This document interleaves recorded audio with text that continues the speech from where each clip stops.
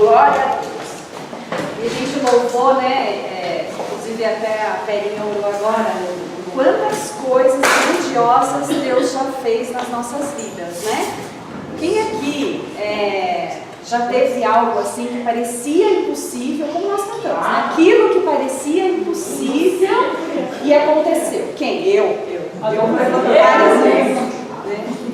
Então, é importante lembrar desses momentos que passaram, porque a Bíblia fala, né, que esquecendo-me das coisas para trás, prossigo para o alvo. Mas, ao mesmo tempo, eu preciso trazer à memória aquilo que me traz esperança, né? E por isso é tão especial o momento de testemunho, né? Um momento em que as pessoas, elas testemunham aquilo que Deus fez na vida delas. E é importante também que a gente traga o nosso testemunho, né? Mas precisa ser aqui na frente? Não. Pode ser para sua vizinha, pode ser para o seu parente, pode ser para aquele que está precisando. Deus vai colocando pessoas, né? Às vezes o WhatsApp te chama lá, e aí é uma grande oportunidade para você trazer a palavra de Deus, né? Para essa pessoa. Então dá para pregar. É por isso que Jesus disse que nós vamos muito mais longe do que ele foi. Aleluia! Hoje nós temos meios que nos ajudam com isso, né? Não é que nós somos melhores que ele, lógico que não, né? Mas enfim, o que eu quero falar para vocês hoje, aleluia,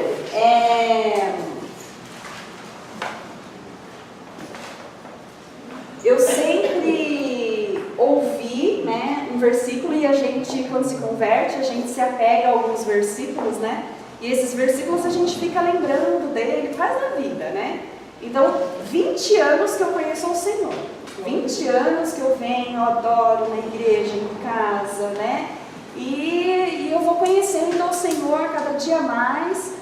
E nesses 20 anos tem um versículo que eu sempre me apeguei a ele, que fala assim, Deus não dá provação maior do que a gente pode suportar. Quem aqui já ouviu? Né? E aí teve momentos da minha vida que eu pensei assim, nossa, o Senhor me acha forte, hein? Porque ó, essa daqui veio para me derrubar, mas eu me sentia grande cada vez. Eu me sentia maior, né? Não melhor que os outros, né? Entendo, mas assim, eu me sentia fortalecida no Senhor. Cada tempestade tão grandiosa que vinha, que eu pensava assim, nossa, então Deus deposita em mim uma confiança tamanha que a luta é grande também, né? E aí, conforme a gente vai andando na fé, o que vai acontecendo? A gente vai subindo os degraus da fé, e aí não é mais o leitinho que a gente tem, não é mais aquelas lutinhas que a gente tem, e vai se transformando em gigantes, e quanto mais a gente conhece da palavra de Deus, os gigantes se tornam maiores, e a gente vai se fortalecendo, e a gente sai das lutas sempre mais fortalecidos do que quando a gente entrou, não é assim? Só que eu fiquei pensando, né, se Deus não nos dá uma luta, né, uma provação maior do que a gente pode suportar, então por que? Eu fiquei pensando nisso esse final de semana inteiro. Por que pessoas se suicidam? Por quê? Porque na verdade o suicídio, ele não nós estamos inclusive no Setembro Amarelo, né?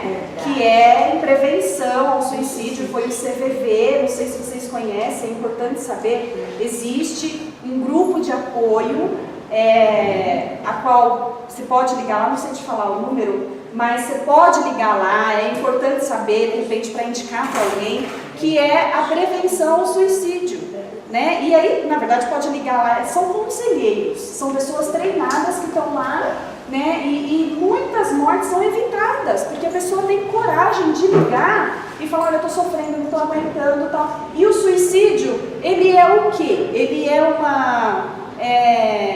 uma vontade de tirar a própria vida? Não, não é. o suicídio, ele significa uma dor que a pessoa está vivendo tão grande, mas tão grande que ela não suporta aquilo e ela tira a própria vida. Ela quer tirar a própria vida? Não, ela quer tirar a dor.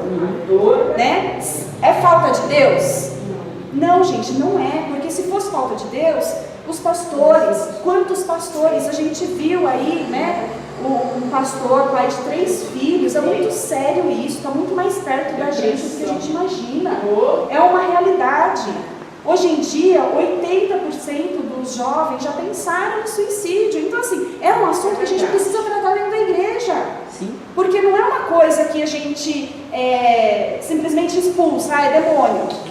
Não, gente, tem coisas que é o demônio, mas tem coisas que é físico, tem coisas que são as dificuldades, são N fatores, né? Mas enfim, eu fui pesquisar e fui estudar sobre esse versículo.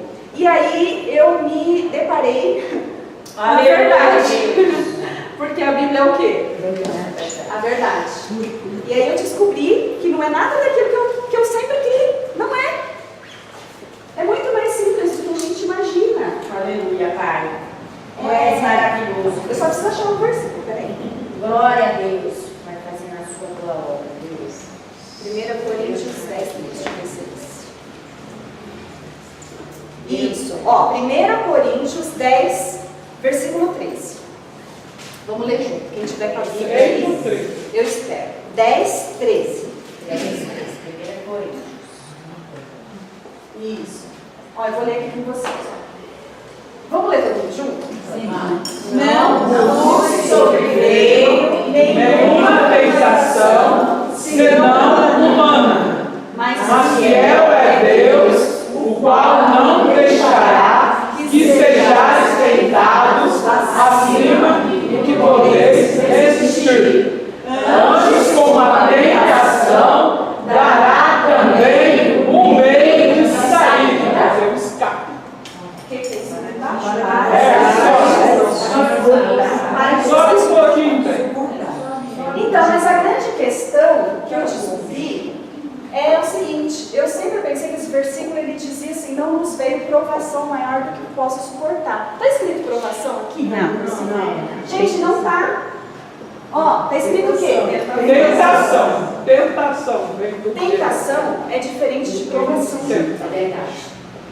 Aí é que está a chave. Então, assim, Deus, ele não tenta ninguém. Ele não tenta ninguém. Né? A Bíblia diz, se alguém, em Tiago em inglês, não precisa abrir. Quando alguém for tentado, jamais deverá dizer, eu estou sendo tentado por Deus. Pois Deus não pode ser tentado pelo mal e a ninguém tenta. Então esse versículo não tem nada a ver com o que eu aprendi a vida inteira. Esse versículo está falando da tentação e não da provação. Glória a Deus. E aí, cada um, porém, é tentado pelo seu próprio desejo. Por estes, arrastado e seduzido, que é o que dá luz ao pecado. E após ser consumado, gera morte. É isso que está escrito lá no Tiago. Então, primeiro, a pessoa é tentada, depois o desejo dela é concebido, e aí ela dá luz ao pecado, e após consumado, gera a morte. Então, quer dizer, Deus não tem nada a ver com isso, gente. Não. Né? Pode falar. Então, mas existe 2 tipos de suicídio, direto e indireto, não é? Porque a minha mãe, por exemplo, ela teve uma filha enorme, assim. Ela teve o quê? Desculpa. Uma empresa. Ela era uma empresária famosa, assim. Aí, depois que parou a empresa, ela começou a tomar remédio. E o dia que ela teve AVC, com 50 anos, meu pai achou ela com 8 caixas de lexotan. Foi um suicídio indireto, uma depressão. Sim, a gente vai. Exatamente, a gente vai chegar lá para falar sobre isso. Porque daí, então assim, aquilo que eu pensava, porque ele está dizendo que não nos sobreveio nenhuma tentação se não fosse humana, mas Deus é fiel, qual não deixará que seja tentado se não pudesse resistir. Então assim, aqui está falando da tentação. E a tentação ela não vem de Deus, ok? Tá, então, o que é, então, a provação, né? Que era a provação que a gente estava pensando que esse versículo se tratava, mas não é. A tentação. Eu até fui ler em outras versões. E todas as versões estão escrito tentação, não está escrito provação. Ou seja, então, não vem de Deus. Então, lá em Tiago 1, pode abrir comigo, Tiago 1, do versículo 2 ao 12.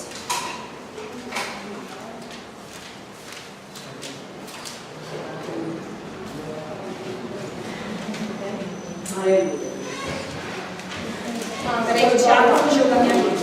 Tem uns livros que somem, né? Já está aqui. Está aí, vou ler já. Meus irmãos, tende por motivo de grande gozo passar por várias Provação. Aqui sim, É fala de diferente. provação. Sabendo que A provação produz perseverança. aprovação da nossa fé produz perseverança. E a perseverança tem a sua obra perfeita para que sejais perfeitos e completos, não faltando em coisa alguma. Ora, se algum de vós tem falta de sabedoria, peça a Deus que a todos dá liberalmente e não censura, ser-lhe-ás dada. Peça, porém, com fé, não duvidando, pois aquele que duvida é semelhante à onda do mar, que é sublevada, sei lá, e agitada pelo vento. Não pense tal homem que receberá do Senhor coisa alguma. O homem vacilante que é e inconstante em todos os seus caminhos, mas o irmão de condição humilde glorie-se na sua exaltação. E o rico seu abatimento, porque ele passará com a flor da erva. Pois o sol se levanta em seu ardor e faz secar a erva, a sua flor, cai a beleza, o seu aspecto perece. Assim murchará também o rico em seus caminhos. Bem-aventurado o homem que suporta a provação. Porque depois de ser receberá o quê? A coroa da vida. Que o Senhor Prometeu aos que o amam. Aqui está dizendo em algum momento o tamanho que ele vai limitar a aprovação? Não. Mas lá na tentação tá. Mas aqui não. Então aí está a resposta. Por que o suicídio? Por que de tantas lutas? Por que a gente acha que, nossa, tá demais para mim? Tá mesmo, viu? Tá mesmo. E é assim que vai continuar, sempre vindo demais, sempre vindo demais, sempre vindo demais. Ah, tô profetizando maldição na vida de vocês? Não, tô profetizando crescimento, porque aqui vai dizer que nós seremos provados para quê? Qual o objetivo? Para ser aprovado. E depois de ser aprovado, a gente ainda ganha um prêmio, que é a coroa da vida. Então agora, como saber se a minha luta, aquilo que eu estou vivendo agora, aquilo que você está vivendo agora, é tentação ou é provação? E agora? Então vamos ver a diferença, né? De uma da outra. Jesus, ele foi tentado, né? Lá em Mateus 4, ele foi levado, né? Na verdade, lá para o deserto, para ser tentado. Para ser tentado. E não é para ser provado, é tentado mesmo. Porque a tentação, ela vem de quem? Do diabo. Do diabo. Deus não tenta ninguém. E a provação, ela vem de Deus. Daí está aí uma grande diferença das duas coisas. Então, Satanás diz para ele assim: manda essas pedras se transformarem em pães, se és filho do homem. Então ele sempre começava assim, né? Se és filho do homem, se és filho, como se Jesus tivesse que provar alguma coisa, né? Porque às vezes a gente cai nessa armadilha de querer provar alguma coisa, de querer provar que a gente é crente, de querer provar que a gente é uma boa esposa, de querer provar que a gente é uma boa mãe, de querer provar que a gente é uma boa vizinha, de querer provar. E a gente não tem que provar nada para ninguém. A gente perde muito tempo com isso. Verdade. Né? E Jesus, ele não perdeu tempo com isso, querendo provar nada para ninguém. Interessante que eu fui fazer uma visita semana passada para uma pessoa que está bem doente.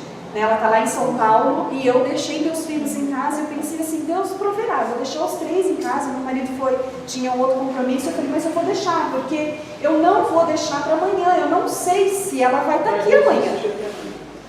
Então eu já deixei para amanhã e não deu tempo. Não teve amanhã para mim, mas não teve amanhã para aquela pessoa. Então eu não deixo mais nada para amanhã, né? Sabe aquilo que pode fazer hoje não deixa para amanhã? Quando se fala de você orar por alguém, não deixe para amanhã, porque você não sabe o que vai acontecer. Então é hoje. Então Deus é tão maravilhoso que eu fiquei meio preocupada, né? Porque lá em São Paulo ia demorar, eu moro aqui em Santana, e aí, por mais que não tenha trânsito, né? Eu fiquei preocupada de deixar meus filhos em casa sozinhos por tanto tempo. Mas Deus é tão maravilhoso que uma vizinha minha falou assim: Fê, eu posso levar o meu filho aí para brincar com os seus? Eu falei: pode, só que eu não vou estar em casa. Aí ela falou: posso levar mesmo assim? Eu falei: claro. Ela falou: então eu vou levar eles para a praça, vou pegar todo mundo e vou para a praça. Olha só. Então sabe assim, quando você faz a obra e aí Deus cuida dos teus, Deus faz isso mesmo você não vendo, tá? Aí eu vi Deus cuidando dos meus. Se ele estivesse em casa, Deus teria cuidado? Lógico que teria cuidado, né? Mas às vezes ele faz algumas coisas assim pra gente ver, né? Tipo Tomé, deixa eu pegar na sua mão pra ver se cortou mesmo. Então assim, a gente não precisa ficar perdendo tempo com essa situação de ficar provando nada. Quando eu cheguei lá para visitar essa senhora, eu já fui orando, intercedendo, porque quando uma amiga minha ligou lá para essa senhora para saber se ela queria oração, né? Porque eu tinha feito uma visita anterior, ela mora em Aldeia da Serra, e eu fiz uma visita para ela, fiz a oração, perguntei se ela queria aceitar Jesus como Senhor e Salvador, ela aceitou, né? Então assim, ela falou que ela ficou super bem depois que eu fui embora, eu ungi ela, eu fiz tudo aquilo certinho, Aí ela ficou internada, né? Ela piorou e internou. Ela está com um câncer, uma fase bem difícil, bem difícil mesmo. Os médicos já disseram que ela nem volta mais para casa. Enfim, e aí quando ligaram para ela para saber: você quer oração? A senhora quer que ela volte? A senhora quer, né? Porque a pessoa tem que querer. Sim. Jesus, a pessoa tem que querer, não é que água ela baixa, a pessoa tem que querer. Então ela perguntou, essa minha amiga, que é a conhecida, né? A senhora quer que ela vá aí, né, para orar pela senhora, tá? Ela falou assim: eu quero. E aí ela falou para mim que ela ouviu a vizinha de quarto dela dizendo assim: oração pode não. Então eu já fui preparada para ter lá uma pessoa que fosse de alguma religião que não gostava muito de oração, né? Então já fui meio preparada para isso. Mas quando eu cheguei lá, eu me deparei com uma crente. A minha surpresa, e com louvor no celular. Aleluia. Mas uma crente, sei lá, estranha, né? Porque ela fala umas coisas assim que não combina, sabe? Mas enfim, aí ela olhou, eu levei a ceia e expliquei para ela, né, para a senhorinha, para a dona Beth. Eu falei assim: dona Beth, eu vou falar para a senhora, vou explicar o que é a ceia. Aí falei que Jesus sentou com os apóstolos e tomou a ceia na noite que foi traído, e o que é a ceia, o que é o pão, o que é o suco de uva, o que representa. E a gente fazendo isso, a gente está como aceitando Jesus, né, e aceitando esse sacrifício que ele fez na cruz por nós. E a senhora aceita esse sacrifício? A senhora aceita tomar a ceia, né? Porque tem que ser um negócio perguntado. A senhora aceita? A Bíblia fala o quê? Para nós, para todos nós, examine-se o homem a si mesmo, né? Então cada um é que sabe de si. Eu quero tomar a ceia. E aí eu perguntei para essa senhora, né, que estava do lado: a senhora quer tomar a ceia? Ela falou: mas quem é você? Daí ela falou assim: qual é o seu cargo? Aí eu falei: eu não tenho cargo não. Aí eu falei assim, ela falou assim: mas você é o que na igreja? Eu falei: eu sou serva. Porque na verdade a Bíblia fala o quê? Que todos nós somos servos. Jesus serviu, gente. Jesus, ele não veio como apóstolo, como pastor, como bispo, como missionário. Todas essas funções existem e são bíblicas, mas elas não estão antes do nome. Não estão. O nome é que é poderoso. É Jesus que é poderoso. Amém. E ele mostra isso dizendo, até mesmo através da vida dos apóstolos. Não, nenhum lugar da Bíblia está escrito assim: o apóstolo Paulo, vírgula, o apóstolo de Jesus. Ou seja, primeiro vem a pessoa, depois vem o cargo, né? Vem o que a pessoa faz, a função dela. O cargo, na verdade, é o que a pessoa faz. É igual uma empresa. empresa. O que você é? Não, eu sou faxineiro, né? Significa o quê? Você faz ali a limpeza do lugar. Você é o quê? Eu sou diretor, né? Então ele é o que dá as direções ali. E aí cada recepcionista, recepciona, enfim. E na igreja a mesma coisa, né? Todo mundo precisa ter uma função para todo mundo ter, para fazer o que tem que ser feito dentro da igreja, certo?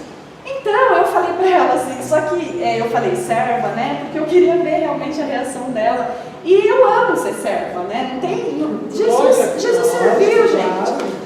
Aí eu falei, mas eu entendi a sua pergunta. A senhora quer saber se eu sou pastora? É isso, eu sou presbítera. Aí ela falou assim, bom. Porque se não fosse presbítero, não podia nem servir a ceia. Aí eu falei assim, a senhora aceita a ceia? Ela falou assim, eu empresto a Bíblia aí, que eu vou ler. Eu vou ver se Deus fala para mim tomar, para eu tomar. Aí, enquanto ela ficou lendo lá, eu servi a ceia, a gente terminou a ceia e ela continuou lendo. Acho que Deus não falou com ela até hoje, mas enfim. Às vezes não sempre, Deus ele é tão simples com as coisas. Ele é tão simples. Nós que complicamos tudo. Sabe? Então assim, eu de verdade, hoje eu aprendi. Eu não quero me justificar para ninguém. Eu sou isso, eu sou aquilo, porque a Bíblia fala que é uma pirâmide invertida. Sabe? Os melhores serão os maiores, os últimos serão os primeiros. Então assim, no reino de Deus não tem lógica, é tudo ao contrário, é tudo do avesso, né? Então, enfim, e aí ele fala de novo, né? Satanás fala lá no deserto, joga-te daqui para baixo, né? E aí os anjos, Deus dará ordem aos anjos para te guardar, se és filho do homem. E depois ele fala, te darei tudo o que você quiser, tá vendo? Ele levou para um lugar bem alto, ó, tá vendo tudo isso aqui? Eu vou te dar tudo isso aqui, ó, tudo isso aqui. Como se ele fosse dono, né? Como se ele criasse alguma coisa. Né? Não faz nem sentido, né? Eu vou te dar tudo isso aqui, ó. É a mesma coisa eu falar pra vocês assim, ó. Vocês podem ficar aqui nesse prédio, tá? Eu tô dando. Como assim? Obrigada. Aceito. Mas eu não sou dona, eu não posso fazer isso. Se eu pudesse, ó, à vontade, era só assim.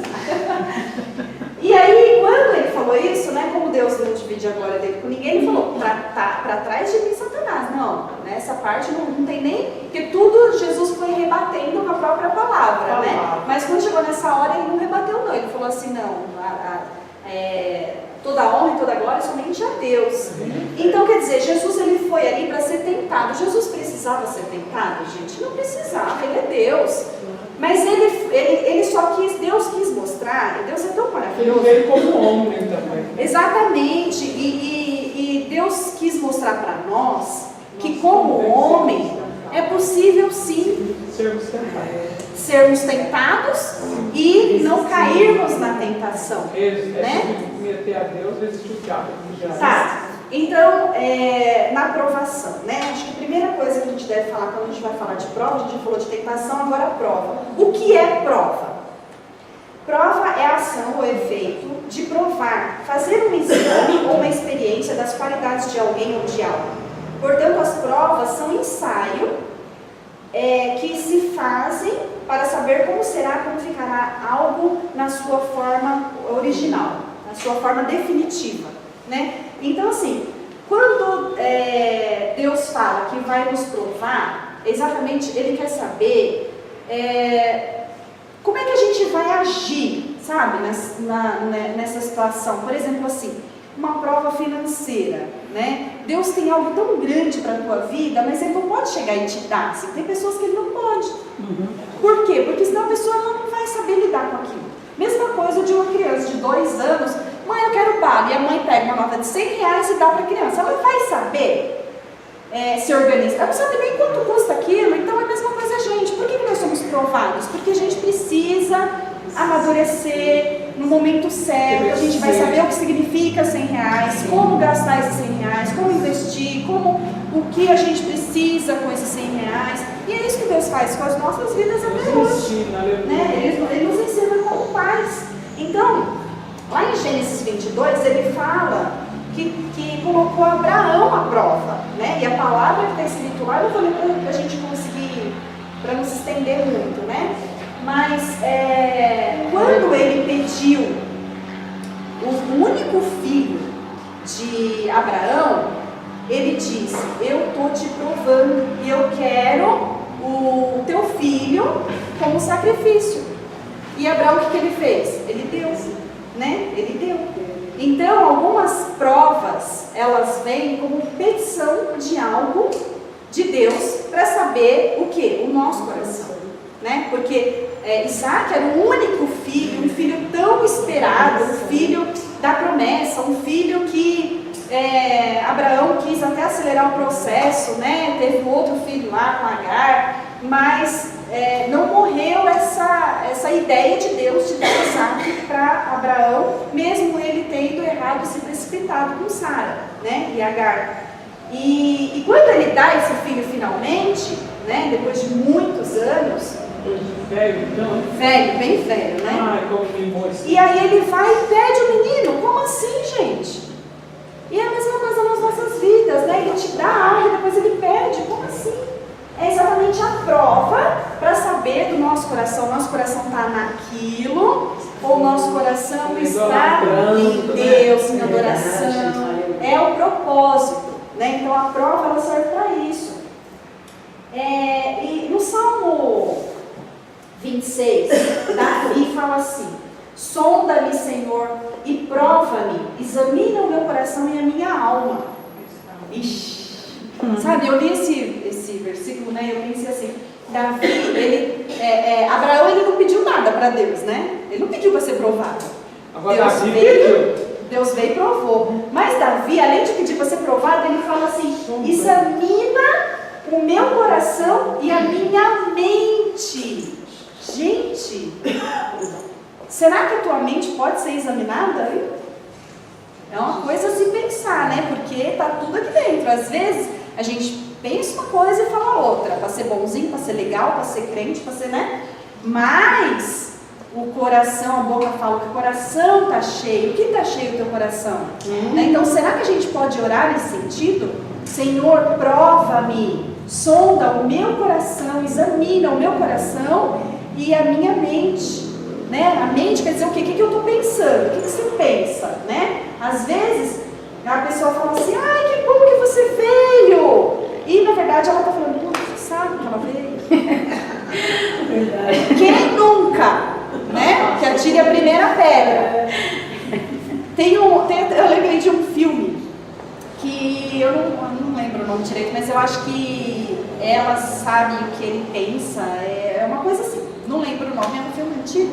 Mas é um homem que as mulheres, ele consegue saber o que as mulheres estão pensando. Então, se torna um homem perfeito. Porque o que a mulher mais quer? Que o homem adivinhe os pensamentos dela, né? Tá tudo bem? Tá. Mas não tá. Mas ela fala que tá.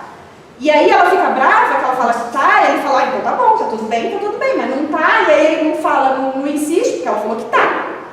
E aí ela fica brava com o marido porque ele não insistiu. É uma confusão que a gente faz, né? Que só Deus, né? Pra ter paciência com a gente. Mas assim, é interessante que quando a gente fala, né, examina a minha mente, e aí a gente consegue pensar, né, e se auto-avaliar também, né? Quais são os meus pensamentos? Quais devem ser os seus pensamentos, os nossos pensamentos? Quais devem ser? A palavra de Deus fala que pensai nas coisas lá do alto, né? Pensai nas maravilhas que Deus fez, é nisso que Deus fez pensar. E o povo do Egito também foi provado. Depois de dar a Moisés os 10 mandamentos, o povo disse assim: Moisés veio, né, lá do monte, ele veio, trouxe os 10 mandamentos, e aí começou a ter um furdunço, sabe, assim, trovões, relâmpagos, e o povo começou a ficar com medo de Deus estar querendo castigar o povo, né? E aí o povo fala assim: não deixa Deus vir falar com a gente não, fala você, a gente está com medo de Deus, né? né? E aí Moisés vem e fala assim, não, calma, Deus só está provando vocês, né? Com tudo isso, com todo esse barulho, fiquem em paz. E às vezes a gente fica com medo de Deus, né? No Salmo 66 diz assim, pois tu, ó Deus, nos submete à prova e nos refinaste como a prata. Aleluia. 1 Pedro diz assim, não se surpreendam com o fogo que surge entre vocês, para prová-los, como se algo estranho estivesse acontecendo. Então, às vezes acontece algo tão difícil assim que a gente fica até espantado, né? Calma, é só a prova de Deus. Em 2 Pedro, fala sobre Ló. Quando o Senhor o livrou de Sodoma e Gomorra, né? Ele diz assim, vemos que o Senhor sabe livrar os piedosos das provações. Então, assim, tem provação que o Senhor livra, que nem ele fez com Ló, né? Abraão orou, falou assim, Senhor, se lá na cidade de Sodoma e Gomorra tiverem 50 justos, o Senhor livra esses 50, não destrói a cidade inteira não, porque o Senhor ia destruir a cidade inteira, as duas cidades, Sodoma e Gomorra. E aí, ele falou assim, não, Abraão, tudo bem, se tiver 50, não vou destruir não. Só que Abraão sabia que não tinha 50. Aí Abraão falou assim, mas Senhor, se tiver 45? Não, Abraão, tá bom, se tiver 45 eu não vou destruir esses 45, beleza. Daí Abraão, mas e se tiver 40? E Abraão foi diminuindo, porque ele sabia que só tinha Ló e a família dele só. Não tinha 50, não tinha 40, não tinha 30. E Deus falou assim, tá bom, Abraão, eu vou livrar esses daí sim. E na verdade ele livrou só realmente Abraão e a família dele.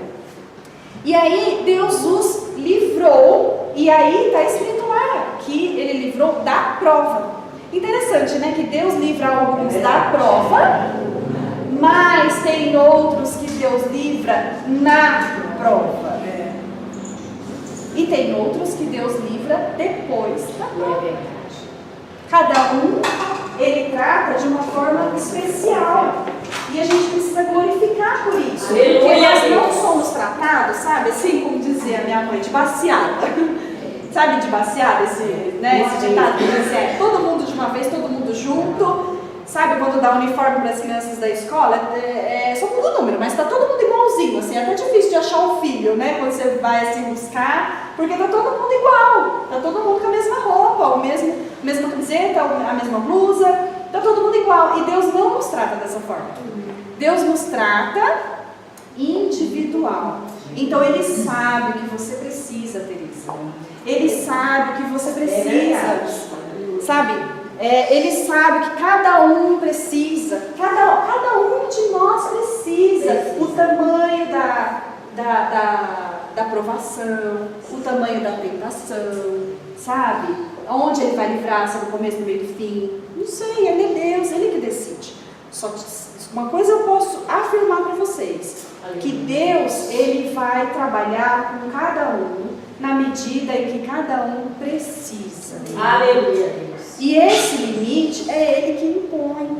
Agora, tem momentos que, como eu falei, né, não está escrito lá, quando fala de provação, não está escrito tamanho.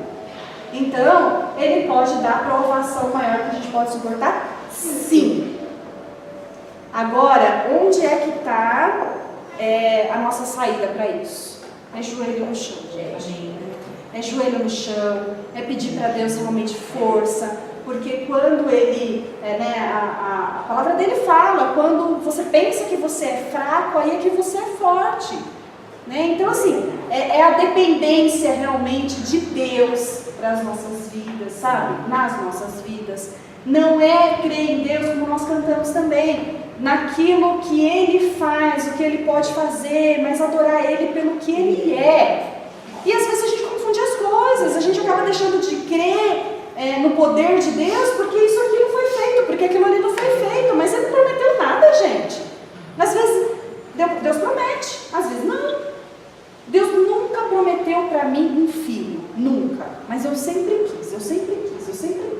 Então assim, se Deus te prometeu algo, ore em cima daquilo, já começa a determinar, já começa a profetizar, mas se Deus não te prometeu, Então, bota o joelho no chão e para saber se aquilo é de Deus ou não. Isso é muito sério. E eu estava pensando sobre isso ontem. Deus nunca me prometeu um filho, nunca. Mas Ele me deu 3. E eu sempre tive o sonho de ser mãe, sempre, sempre, sempre. Para eu ser mãe, eu precisei renunciar a esse desejo, eu precisei entender, no momento de oração, eu precisei entender que esse meu desejo de ser mãe, que era tão grande, gente, desde os 7 anos de idade que eu tenho vontade de ser mãe. É uma coisa assim que não é normal, não sei se é normal, se pode chamar de normal também, né? Mas é um desejo que eu tenho muito lá de trás. Eu era criança ainda, eu colocava travesseiro na barriga. Eu queria ser mãe, meu desejo era ser mãe, sabe? Eu ficava me olhando como que eu ia ser grávida e tal. E até que um dia, em oração, eu entendi que esse desejo, ele estava tomando o espaço de Deus no meu coração. Ele estava tomando o espaço, porque eu tinha um desejo tão grande, tão grande, tão grande, que o meu desejo era maior do que o meu amor por Deus, do que o espaço que Deus teria que ter no meu coração, sabe assim? Imagina assim, um coração, e aí ele está dividido lá, Deus, família, amigos, trabalho e tal, tudo isso aqui era filho, meu desejo é ter filho, meu marido bem pequenininho aqui, e Deus um pouquinho maior, era isso meu coração. Então quando fala, né, que sonda-me, ó Deus, esquadrinha o meu coração, ele vai saber o que está lá. Quais são os teus desejos? O que está tomando o teu coração? Quais são os teus desejos? E quando fala em tentação, a palavra de Deus fala que nós somos tentados exatamente naquilo que são os nossos desejos. Aleluia. Então, eu falei para Deus assim, é verdade, o meu desejo é grande demais, não está normal isso não é legal, eu me arrependo e eu te falo, Senhor, eu te entrego o meu desejo de ser mãe. E se for para eu ser mãe, que o meu desejo mesmo era ser mãe de verdade, engravidar, ficar com barrigão, amamentar, mas se não quis ser uma mãe adotiva, não é ser uma mãe de verdade, não é isso, mas eu queria todo esse processo. E quando eu entendi isso, eu falei assim, Senhor, se for da tua vontade que eu seja mãe adotiva, então, que não é o meu plano A, né? Então, ok, eu aceito.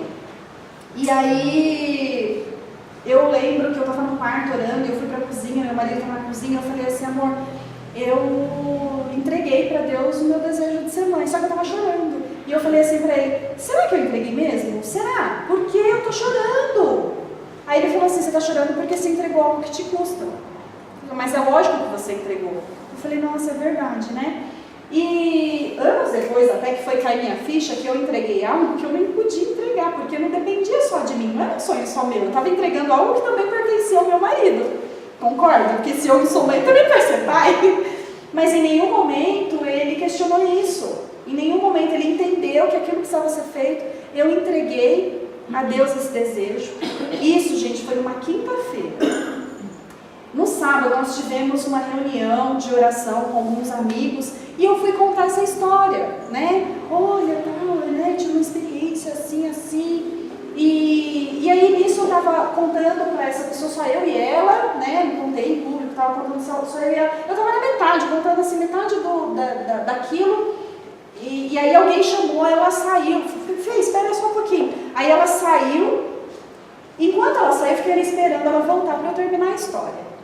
E nisso eu senti, sabe algo assim palpável que você vê?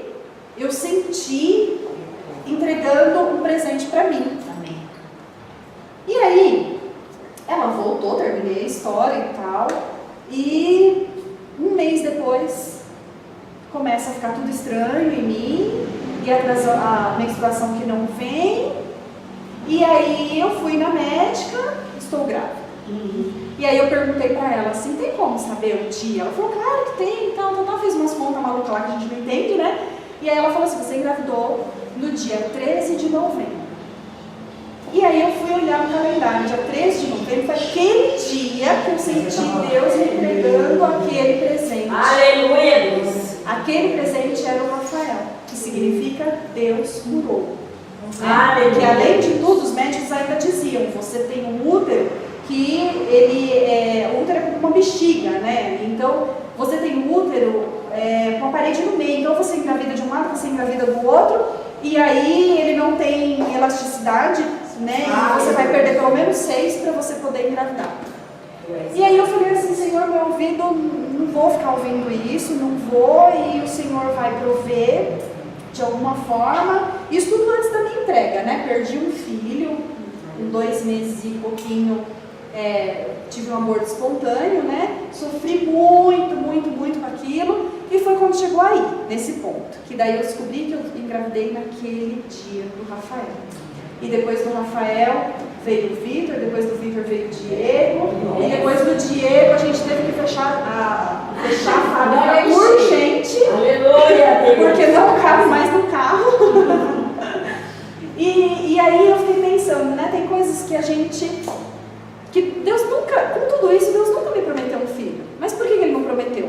Porque senão eu ia ficar, o Senhor me prometeu, e eu não ia ter cura. Eu não ia ter essa entrega, porque o Senhor prometeu, então eu ia orar em cima da promessa, mas Deus nunca me prometeu. Mas, a partir do momento que eu entreguei para Ele, que eu esquadrinhei, através da oração a gente consegue fazer isso, é só através da oração. Eu esquadrinhei meu próprio coração, Deus me falou, né, me mostrou, trouxe à luz isso que estava escondido, porque eu não sabia, não fazia por mal. E aí foi quando, 2 dias depois, gente, eu fiquei grávida. Aleluia, Deus. E assim, amamentei. Glória a Deus. Os 3. E assim, hoje, às vezes eu passo por alguma dificuldade, eu olho para eles, né? Porque eu tenho 3 bênçãos andando dentro de casa. Eu tenho 3 milagres. Glória. Porque eu não abortei 6 vezes, conforme aquele médico falou. Aleluia, Deus. Mas tem coisas que Deus promete. Então, se Deus promete, você pode já orar e declarar que aquilo é seu, sabe? Então, aleluia. Deus prometeu uma casa, Deus vai te dar uma casa. Oh, glória a Só que Deus. vai ser no tempo dele. Deus te prometeu um casamento restaurado, minha irmã. Ele vai te dar. Ele prometeu, ele vai te dar. Mas não é do teu jeito, não é do teu tempo, não é do jeito, o teu tempo não é do teu jeito, não é do teu jeito. Entendeu? Não é. Olha aí, Deus falou. Ele é Deus. Ele decide quando, onde, por quê. E aí, pra gente finalizar, lá quando Jesus estava para ser crucificado, ele tomou a ceia, né? E ele disse assim, lá em Lucas 8, né? Ele disse assim, no versículo 28. Ele reuniu os 12, né? Os 12 apóstolos, entregou a ceia para cada um, para todo mundo ceiar junto. E ele disse assim, eu ansiei por esse momento, da gente estar aqui ceando junto, e vocês são os que permaneceram comigo durante todas as minhas provações. O que Jesus quer ensinar a gente com isso, gente? Se até Jesus ansiava por esse momento para falar para eles, olha, vocês estiveram comigo, é tipo um obrigado, sabe? Se Jesus precisava de amigos, de gente ali com ele, quem dirá nós? E quem dirá aqueles que nos rodeiam? Nós temos Jesus, certo? Amém. Nós temos Amém, Jesus. Deus. Amém. E quem não tem? É verdade. Né? Nós tendo Jesus, a gente já passa por momentos de tentações que são difíceis, nós passamos também por momentos de provações que também não são fáceis, e muitas vezes a gente não consegue sair dessa situação sozinha. A gente precisa de apoio, a gente precisa de amizades, a gente precisa de pastores orando, a gente precisa de intercessores, a gente precisa de uma vizinha para tomar um café. Às vezes a melhor terapia é tomar um café com uma amiga. É verdade. Algo tão simples, né? E tem momentos que é necessário realmente fazer uma terapia com um profissional. Por que não? Por que não? Né? Nós vivemos numa geração em que muitas pessoas hoje em dia fazem terapia, né? Mas por quê? Então os nossos antepassados não precisavam? Não precisavam sim, é que não fizeram. É que tinha um preconceito. Até hoje ainda existe, né? Ah, se eu for no psicólogo, então eu sou doido. Nossa, outro dia eu falei pro meu vizinho, nossa, eu não vejo a hora de sair lá a minha vaga, lá que eu tô aguardando para passar com o psicólogo. Ele falou assim, você precisa de psicólogo? Eu falei, você também. Gente, quem não precisa? O psicólogo, ele tá ali pros doidinhos. E os doidinhos, gente, os doidinhos são de Deus também. E se um dia a gente ficar doidinha, gente, também o que tem? A gente toma um remédio em Sara. Pra que tanto preconceito, gente? Pra que tanto título, sabe? É interessante, eu acho assim até interessante isso, interessante, mas trágico, que muitos pastores pregam que tomar um remédio para depressão repreende, sabe? Já vi gente repreendendo, está repreendido em nome de Jesus. Mas por que então que pode tomar um remédio? Mas por que repreende? Né? Porque é um remédio contínuo. Gente, o anticoncepcional também é um remédio contínuo. E eu nunca vi um pastor falar assim, irmã, não precisa mais tomar anticoncepcional, você não vai engravidar, tá? Pode ficar tranquila. Nunca vi ninguém profetizar isso, né? Porque é uma coisa que não tem lógica, né? E ele dá trombose, ele pode, né? Ele pode causar trombose, e mesmo assim, né? Ninguém tem vergonha sequer de falar, eu tomo um anticoncepcional. Ninguém tem vergonha de falar assim, eu tomo um remédio para pressão. Ninguém tem vergonha de falar assim, eu tomo um remédio para diabetes. Né? Eu preciso prevenir a diabetes. Nunca vi ninguém com vergonha de dizer essas coisas, porque são coisas normais. E por que as doenças da alma não são normais? Porque a gente tem preconceito. Agora, por que eu estou falando tudo isso? Né? Porque eu vivi dentro de casa um surto psicótico, né? E aí quando a gente vive, a gente começa a ter o quê? Empatia por pessoas que têm o mesmo problema, né? Então, por que será que você está passando por essa questão que você está passando, seja ela qual for? Para você criar empatia, né? Porque a gente só sabe a dor de alguém que perde um filho, isso mesmo, que perdeu. Não adianta falar assim, nossa, imagina a sua dor. Gente, não imagina, não imagina. Não adianta uma pessoa que é separada, gente, por mais que os dois queriam a separação, por mais que os dois decidiram, por mais que os dois estavam super afim da separação, é uma situação dolorosa. É uma situação dolorosa para os filhos, é uma situação dolorosa para a mulher, para o marido, por mais que em alguns casos até tem assim um alívio, sabe? Um certo alívio daquilo que estava incomodando e tal. Mas, gente, só sabe essa dor quem separa. Verdade. Só sabe a dor de um filho passando por um problema com drogas quem passa por quem tem um filho. Então, assim, às vezes, essa sua aprovação aí, ela vem de Deus, né? Isso aí a gente já entendeu que ela vem de Deus. Ela não é uma tentação, ela é uma aprovação, certo? Para quê? Para que você seja aprovada. E por que ela veio? Para que você seja aprovada e para que você... E Deus usa, porque, sabe assim, quando mata um coelho, 2 coelhos com uma cajadada só, Deus faz isso sempre, sempre. Ele abençoa a minha vida, ao mesmo tempo que Ele está abençoando a minha vida, Ele abençoa a dela. Sabe, sim, Ele usa a mesma situação para abençoar várias pessoas. Nesse caso mesmo da Dona Beth, né? Ela estava orando por uma cuidadora, isso lá em março. E, gente, achar uma cuidadora, achar uma empregada doméstica já não é fácil. Achar uma cuidadora é mais difícil ainda. Por quê? Porque é alguém que vai cuidar da casa e vai cuidar da pessoa. Qualquer filha dela vai colocar qualquer pessoa para cuidar da mãe dela, né? Precisa ser alguém muito especial, de confiança, que tem amor pelo que faz. Então elas começaram a orar por uma cuidadora, né? Enquanto isso, tinha uma pessoa na igreja orando por um trabalho e orando para trocar de casa. E aí Deus veio, deu uma casa nova para a Dona Beth, botou essa senhora aí na casa velha dela e botou lá para alugar e ainda foi trabalhar com ela. Olha só, Ele faz assim, ó. Né? E ela falou, eu estava numa quinta-feira à noite orando e aí foi quando ela me ligou. Então assim, Deus ele une propósitos, sabe? E ela está lá até hoje, uma cuidadora, sabe? Que condiz com a palavra, ela é uma cuidadora. Ela ora pela Dona Beth, ela jejua, ela está sempre lá. Ela falou que final de semana ela sente falta de cuidar da Dona Beth, porque ela está de folga. Você vê como que Deus prepara as coisas, né? Aleluia, Deus. Então, gente, olha, eu quero finalizar exatamente falando isso, né? Se Jesus, ele precisou, não necessariamente ele precisou, né? Mas ele agradeceu ali por ter gente com ele nos momentos de provações dele. Então é importante a gente ter esse olhar de compaixão, usar as nossas dores para abençoar aqueles que estão na dor que a gente já passou, sabe? Sabe aquela dor lá que a gente já superou? Tem gente passando agora. E Deus quer usar a sua vida em prol dessa pessoa, porque não tem nada mais gostoso do que a gente estar passando por uma dificuldade. Ai, eu tô passando por uma situação, Tereza, é tão difícil, sabe? Ai, tá assim. Aí a Tereza vira pra mim e fala assim, nossa, eu já passei por tudo isso e olha só onde eu tô hoje. Sabe, dá um ânimo de fé, dá um ânimo.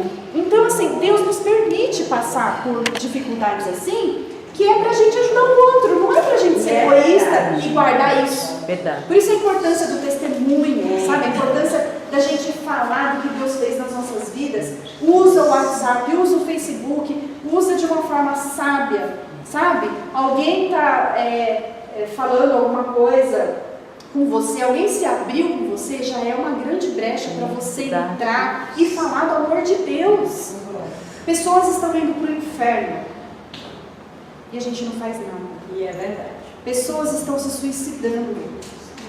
Quando a gente fala de suicídio, gente, em Apocalipse é bem claro que diz que os afeminados não herdarão o reino dos céus, os suicidas não herdarão o reino dos céus, cabe a nós julgar, foi para o inferno, se matou, foi para o inferno. Não! Aí é Deus a quem vai olhar o motivo de cada um, a razão de cada um, o coração de cada um, sabe? Por isso que ele fala, ele é tão amoroso que não é uma sentença, mas é um cuidado que ele tem. Ele, quando ele diz, eu sou o juiz, eu é que determino, porque ele conhece os corações, ele é quem esquadrinha, sabe? Esquadrinhar, o que é esquadrinhar? Quando a gente fez lá na escola, assim, você pega um desenho, faz vários quadrinhos, né? E aí a gente pega uma outra folha, faz os quadrinhos também. Aí naquele quadrinho a gente tem que desenhar só aquele quadrinho ali. E a gente vai depois conseguindo fazer o desenho completo.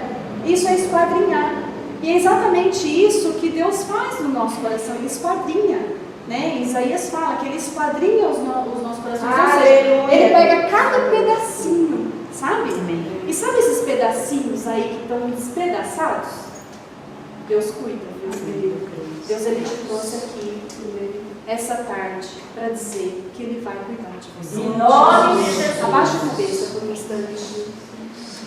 Sabe assim, essa dificuldade, a dor mais difícil que você está passando nesse momento, Deus trouxe você aqui justamente para te dizer, eu esquadrinho o teu coração, eu sei cada pedacinho. Eu sei quando ele está inteiro e quando ele está despedaçado. E eu vou cuidar de cada pedacinho para trazer de volta como ele é. Aleluia! Você não veio aqui em vão, minha irmã. Não foi em vão, porque Deus não faz nada em vão. Deus não permite que as coisas aconteçam por acaso. Não existe acaso. Existe propósito. Existe vontade de Deus. Existe promessa de Deus nas suas vidas. Existe propósito. E é debaixo desse propósito que você está aqui hoje, para ouvir que Deus está contigo, para ouvir que Deus esquadrinha o teu coração. Ele sabe exatamente o que você precisa, mesmo antes de você pedir, de você imaginar, de você querer, de você falar. Ele já sabe. E é verdade. Né? Então, repita assim comigo: Senhor, eu quero te pedir nessa tarde que o Senhor realmente olhe para mim, olhe para o meu coração, purifica-me, Senhor, que eu tenha um coração segundo o teu coração, Pai, um coração bondoso, um coração misericordioso. Usa as minhas dores para abençoar as pessoas, abençoar as minhas irmãs, as minhas vizinhas, as minhas familiares, abençoar pessoas ao meu redor, Pai. E o Senhor também não coloca pessoas ao nosso redor por um acaso. Tudo tem propósito. Até aquela pessoa que me feriu tem propósito de me ensinar, de não cair em tentação, de saber o que é provação e de te honrar, Senhor, e de te entregar, Pai, tudo aquilo que o Senhor pede para mim. Eu quero te entregar o meu coração, que é o bem que eu mais tenho de precioso hoje. Então eu queria que você, vamos todos ficar de pé, você que tem algo para entregar hoje